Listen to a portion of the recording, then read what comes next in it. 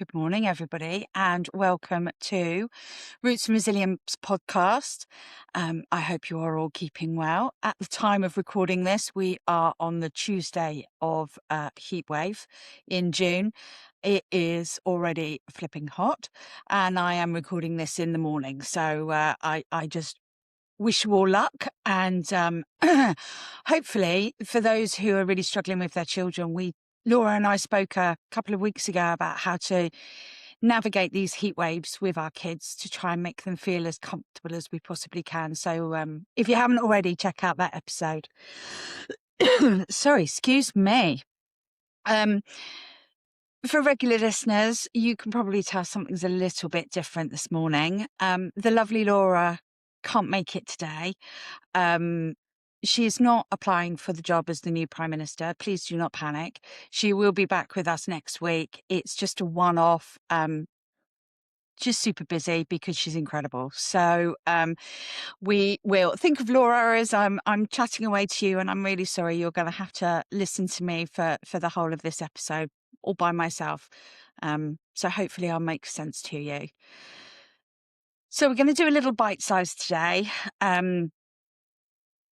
It's going to be about holding boundaries. As a therapeutic parent, I know how tricky it can be to navigate keeping our boundaries in place when our children are really focused on trying to distract us or control situations to make themselves feel safe. So what I have come up with, which I'm sure Laura will also be more than happy with, but I'm sure she'll give us some feedback when we speak to her next, is about how we can navigate those really tricky situations and maybe some phrases that we can use. Now, as regular listeners know, I'm a therapeutic parent. I'm a foster carer. I have had situations, let's say, where children have really struggled with hearing those boundaries being put in place. And so what I like to have is I like to have a little toolkit of phrases that I carry in my brain that I can pull out and I can use just at the right time to try and help our children regulate whilst also sticking to those boundaries that we want to put in place to keep everybody safe. So let's kick this off. Top tip number 1. We've got to remember that boundaries are based on safety, not control. So why does it matter for our children to know that? Children who have got trauma experiences or who are neurodivergent, they need to feel that limits protect connection, not threaten it. So we have to be able to keep that emotional availability for them to engage with us when they need to. We can use really, really good phrases like, I'm making this decision because I'm keeping us safe right now. Okay. I'm keeping us safe right now. That's a really clear message that this isn't about us controlling them or trying to get them to do what we want them to do. It is about keeping them safe. If you've got a child who is then quite vocal and shouting or firmly putting their point across, you can be firm with your tone, but also still have that connecting availability. So you can say things like, I won't let shouting happen. I'll help us to find quiet again. That is not okay. This is what's going to happen. We've also got to remember that in those times where our children are trying to take control, they are already going into that survival technique, that fight, flight, or freeze. So us shouting back at them is not going to happen for the boundaries to be stuck to. It's not going to help things. It's not going to work. Okay? I'm keeping you safe. That's why I've made this decision. Top tip number 2. Use predictable, calm tone and body language. Now, sounds really easy, but let's be honest. So many times our children will pick just the right time when we're cooking dinner or Normally, when I've got my head in a washing machine trying to sort the laundry out, it's usually my child that stands quite a way away from me and then shouts at me that they demand that they've got something, electronics time or a chocolate biscuit or whatever it is. Because I'm distracted doing something else, it's really difficult to then think, oh, yes, I need to sound calm and keep my body language really neutral. But it is something that we can teach ourselves to do. If we can constantly lower the threat responses, it will help our children to anticipate what's coming next. Yeah? So if we're really calm and we're always reacting really calmly, then that's what they will learn to expect from us. Key phrases we can use in these situations. We can do, "This is the same rule as yesterday." It helps us both stay calm. Okay? "This is the same rule as yesterday. This is the same as I said yesterday." So we're reflecting it and connecting it back to an experience that they have already had. Another thing you can say is, "I'll speak quietly even if you're upset. I'll speak quietly." So I was told by my therapeutic guru that the louder the child gets, the quieter I become, because then we're trying to counterbalance. Okay. Another way that we can deal with those situations is we can match the same frequency as our child is using when they're really, really frustrated, and then bring them down. So if you've got a child going, "I really hate you because I just want to go on my phone." If you then match that with, "Oh my God, that sounds really hard for you, but let's do this together." It can help connect and then bring them back down. But be really careful that you're not just screaming like a banshee at them, which I have been told I have a tendency to do. I know, it's a shocker for everybody. Top tip number 3, hold that boundary and offer repair. So boundaries teach containment. Repair teaches trust. When we're putting boundaries in place, I always like to think of it as having like a bouncy castle. And we know how much fun kids can have on those bouncy castles. They go on there and they fling themselves around and they bounce up against the walls and then they bounce back and they get hot and sweaty and quite dehydrated and irritable at times. But anyway, that's a different story for a different pod. But if we put our child on one of those bouncy castles that didn't have any walls on, just think about how that child would react. They would stay in the middle and they would be really quite still and they'd only bounce a little bit. They wouldn't have that freedom to be able to let themselves go. So what the walls of that bouncy castle are doing is they're keeping them safe. They're pushing them back into the middle, going, "It's okay, I've got you, but you're not going outside there. You're going to stay in here." Okay? When you're putting boundaries in place, I want you to remember that. We are the bouncy castles for our children. If we don't have those boundaries, if we don't have those walls around the outside, our children will never ever feel safe. And if they can't feel safe, they'll be in survival mode all the time.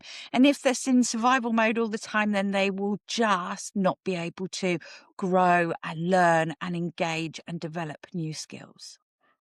Does that make sense to everybody? I hope so. It's really hard, me talking to myself all the time. So if we've got that containment of the bouncy castle, that doesn't mean that we are going to be using consequences and punishments to really put that point across. What we're going to do is we're going to allow natural consequences to happen as much as we possibly can. And if there isn't a natural consequence, then a logical consequence. And what that can do is allow the child to make a mistake, but we're going to be there and we're going to love them no matter what. Okay, so we can then make that repair. They will then know that we're a safe person, and then they will start to learn, and then we'll build new highways in their brain by doing this. Okay. So if you've got, I don't know, playing a game, I used to play board games with one of my children. He loved a board game as long as he was winning. And anybody who listened to the COCT through the keyhole session that Laura, Gareth, Dave, and myself did about losing positively. This was something that we spoke about, was doing those board games and letting the child win to build their self-esteem, but then drawing a line when it becomes a real fixation that they have to win and they will cheat to do so. When you see that the activity that you're doing is getting to that point where actually you're starting to feel a little bit uncomfortable, you are okay to say something along the lines of, I'm stopping this for now and we can come back when it feels safe. You could then follow that up with, why don't we go and get a drink? Or why don't we have a snack? Maybe they're thirsty, maybe they're hungry, maybe they're tired. Maybe they need to go outside, run on the spot, do some jumping jacks, get rid of some of the nervous energy that they're holding on to. Because especially when we're playing games, board games, card games, anything like that, that fear of losing, that fear of being seen as being not good enough creates a lot of nervous energy. So we can get a bit of fizzy behaviour. Let them have that space. I'm stopping this now and we can come back to it when it's safe. Something else that you can do to really connect with them, you're still holding the boundary, but something you can say is, you're not in trouble. We can figure this out together. What I wonder what you're feeling right now. Always connect what they're doing to a feeling. Because if we focus on what they've done, the activity that they've done, it can be very easily shaming. And a child in shame goes into survival techniques and then they become dysregulated. What we want to do is we want to keep that emotional connection. So rather than saying, why did you throw the Monopoly board at my head? Not that I've had that happen, obviously. You can say, wow, that was a really big throw. I wonder what you're feeling right now. Because we can't shame somebody about how they're feeling. Or you could say, I'm not letting this happen. You've thrown that board at me. I'm going to say it's not safe anymore. I wonder how you're feeling right now. There's some big feelings there. Can we talk about them? You're still emotionally connected. Does that make sense? Again, I'm really sorry. I feel like I'm lecturing people. I really don't mean to. Let's quickly move on to top tip number 4. Just mentioned it. Name the feeling, not the behaviour. So if I was to say to my children, can you stop eating with your fingers, please? Just use a knife and fork. Why are you doing that? Why are you spilling your drink? Why can't you sit at the table without fidgeting? Why are you sitting on your feet at the table? Why are you doing that? I'm picking out all of the behaviours that they're doing that I don't want to see. My child is sat there going, oh my God, she's constantly nagging me. What a bore. She's not leaving me alone. But also, I must be a really bad person for all of these things to be happening that she keeps telling me about. And we need to break that because they're going to be thinking that anyway, especially trauma experienced children or neurodiverse children who feel they don't fit in. Yeah. So what we want to do is we want to give them a sense that they're not being judged, they're being seen. This is going to reduce that shame that they're carrying and reduce the escalation of the behaviours as well. And hopefully we can nip it in the bud before things get out of hand. Yeah. So if we go back to our game analogy of I'm sat playing a board game, they're getting really frustrated, and I start to see that fizzling going on, I could do I'm stopping it right here and we can come back when it's safe. Or I could say, I can see this feels really unfair, but we can keep playing if you want to, or we can have a break. If it's about I want electronics time. This seems to be a huge issue for so many parents.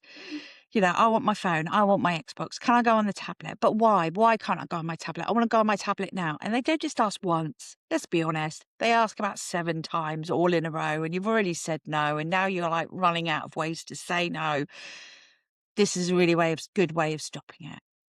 I can see this feels unfair, but I'm going to keep that limit. Okay? I can see this feels unfair. How can we move forward? They might turn around and say, just give me the tablet.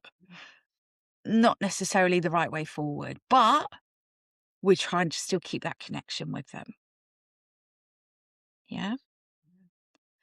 Top tip number 5, model emotional regulation.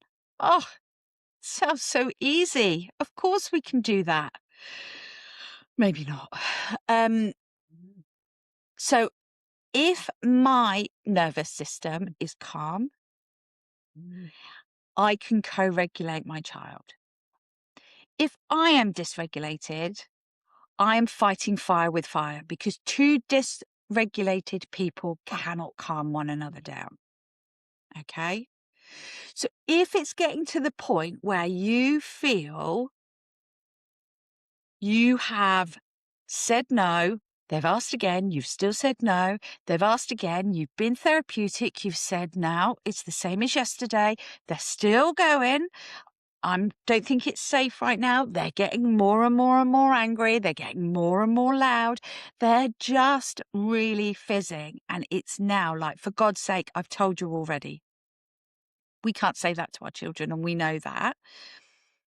What we need to do as parents is, if it's safe, remove ourselves from the situation, regulate, and then re-engage, if that's a possibility. If it's something that needs to be done right away, you can use hang on a second. Oh, I can feel myself. Yeah, my heart's beating really fast. I'm just going to take some breaths so that I can calm down, and put your hand on your chest and do those deep breaths. Close your eyes if you feel safe to. It is enough for our brain to be able to re-engage, our higher thinking brain to re-engage.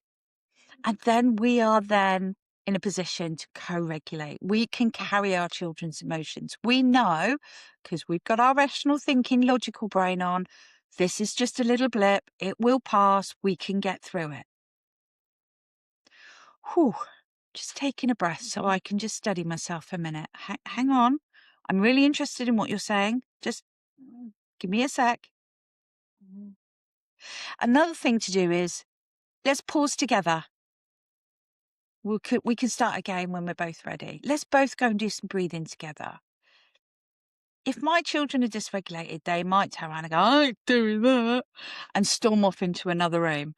Let that go, because that's a different situation. We want to regulate ourselves and get those boundaries. Hold them. They're firm. Firm boundaries mean predictability. Predictability means safety. Safety means our children can grow. I really hope that this has helped. It's really hard, and probably something that I didn't think I was going to do, but I hope that those top 5 tips have really helped somebody out there. So let's go through them again just to summarize.